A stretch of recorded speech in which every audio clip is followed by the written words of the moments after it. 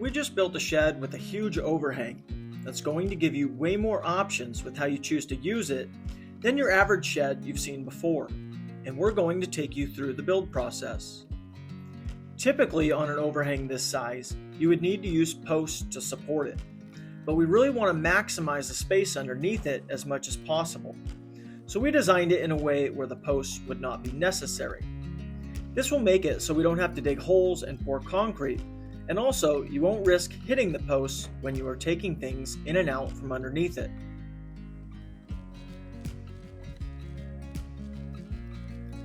This building is a 6x12 with a 6-foot overhang, making the overall size 6x18.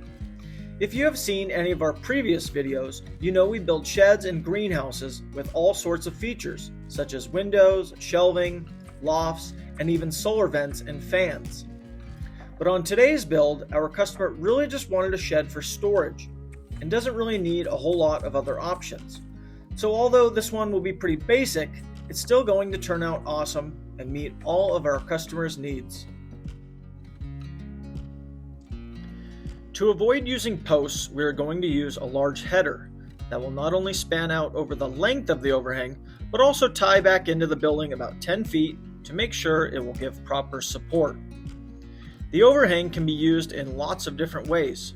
You could store firewood under it, give your kids a play area that provides shade, or park a riding lawnmower or four-wheeler under it, which would help keep your building from smelling like gasoline, oil, and old grass clippings, and make storing it very simple and easily accessible. The wall height is 7 feet. We could have gone taller, but this will be plenty of height so you don't feel like you're going to bonk your head when you're inside walking around, but also not so tall that the shed stands out too much and overpowers the backyard.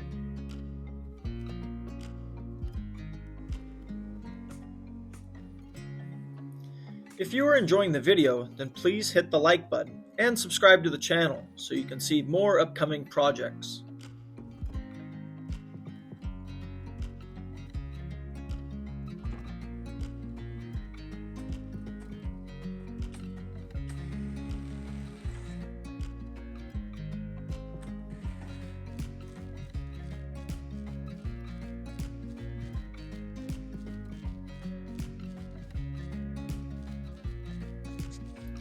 On this build, we are using a basic vertical panel siding, but depending on your needs and expectations of your shed, we could have gone with a horizontal siding that ties in closer with what's on the house.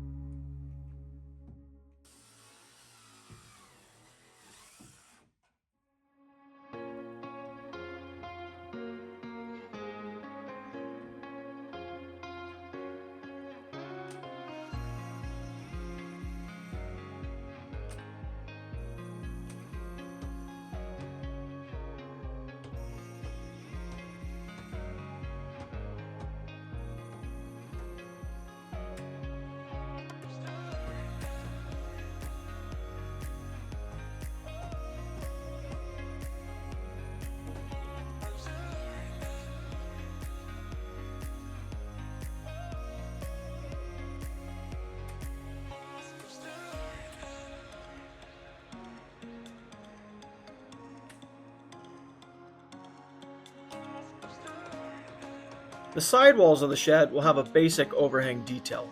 They will be roughly 4 inches.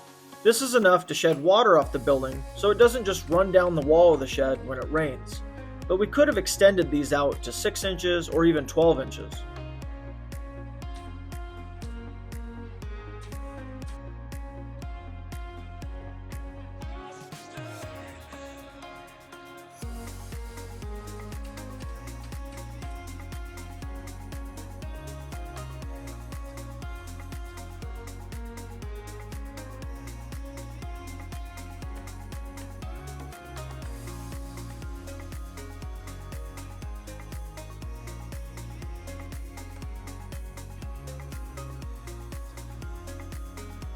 Sheds can get pretty hot, especially in the summertime.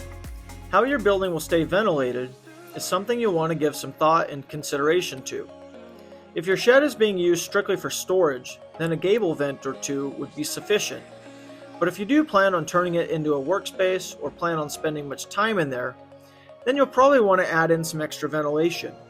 We offer vented skylights, wall vents, and even solar fans as well. We even have what's called a radiant barrier for the walls and ceiling. It's a foil-back material that reflects the rays of the sun instead of absorbing them, and then in turn, keeps the shed much cooler. You can check out some of our other videos to see some of these features if you're curious as to what exactly that looks like and how they are installed.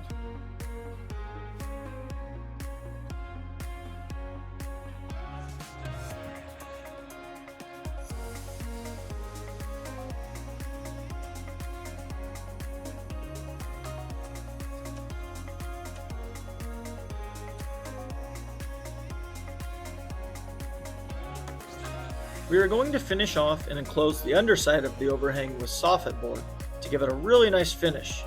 But if you wanted to reduce some cost, you could leave it open underneath with the framing still exposed.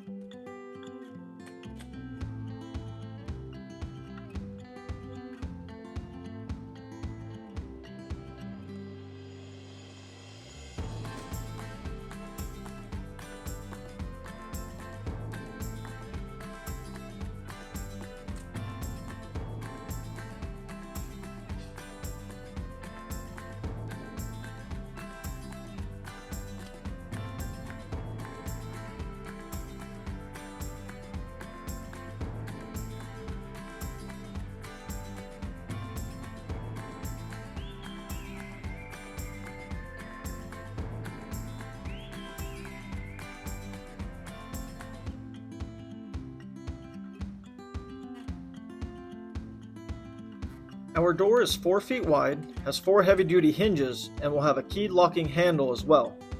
And then we put down a diamond-plated threshold across the opening. This will help protect the floor decking from getting chipped up.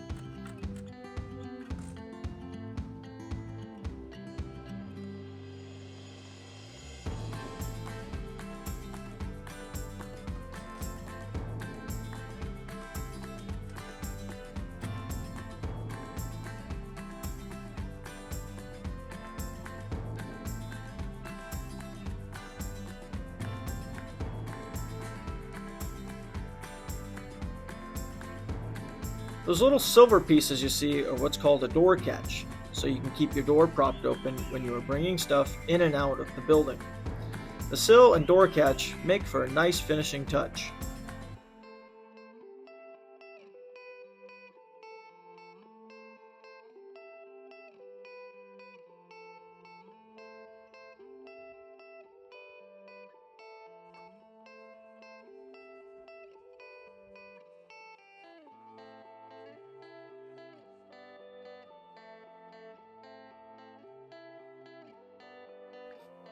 Thanks so much for watching. We hope you enjoyed the video.